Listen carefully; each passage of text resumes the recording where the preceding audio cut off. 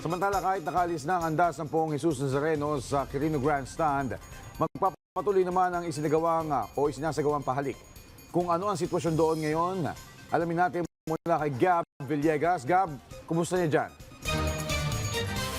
Joshua, nagbabalik tayo dito sa Quirino Grandstand sa lungsod ng Maynila kung saan may ilan sa ating mga kababayan ang matyagang pumila ng ilang oras para lamang makahaplos sa imahe na ikinwento rin ng ating mga kababayan ang kanilang malalim na debosyon sa Poong Nazareno.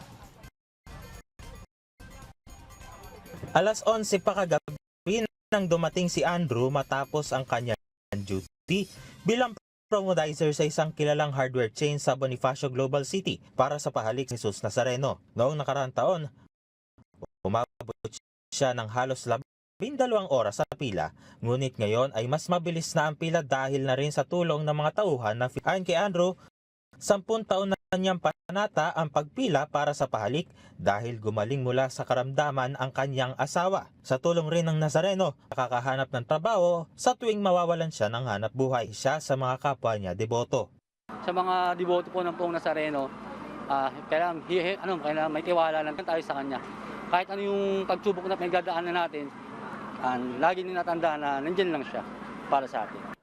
Kasama naman niyang grupo mula sa Barangay 237 sa Tondo, Maynila, rin ng Poong Jesus Nazareno. Nakagawian na ng kanyang grupo ang pagpila sa pahalik tuwing bisperas hanggang sa mismong araw ng traslasyon. Kwento ni Jocelyn, hindi na natuloy pa ang kanyang kidney operation noong 2018 buhat nang simulan niya ang debosyon sa Poong Jesus Nazareno. Ibinahagi naman niya ang kanyang inilalapit ngayon sa Nazareno. Hiling ko lang po kay Poong Nazareno, sa dami po ng pagsubok ng pamilya namin, hindi po ako bibitaw sa kanya.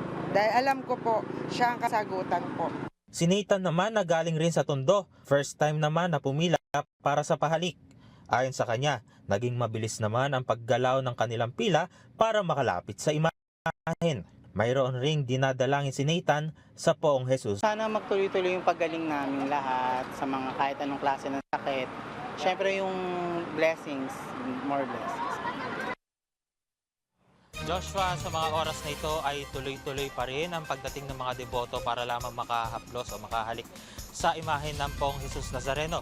Inanunsyo rin ng pamunuan ng Quiapo Church na extended ang pahalik sa Poong Jesus Nazareno hanggang bukas ng alas 10 ng umaga dito sa Quirino Grandstand.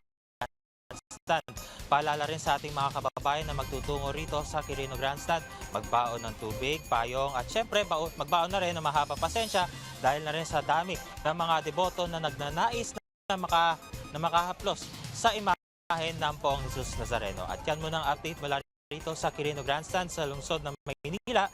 Balik si Joshua. Maraming salamat, Gab Villegas, nagre-report live mula Quirino Grandstand.